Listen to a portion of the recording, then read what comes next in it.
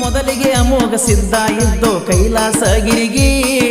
ಅಡಕೇಶ್ವರ ಅವತಾರದಲ್ಲಿ ದುಡಿದೋ ಗುರುವಿಗೆ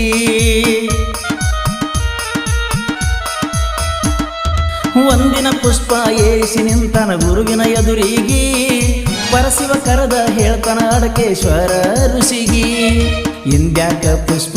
ಕಮ್ಮ ಬಿದ್ದದ ಪೂಜಿಗೆ ನೋಡಲ್ಲಿ ಅಂದಾನು ಬಿದ್ದದ ಕಾಲಿಗೆ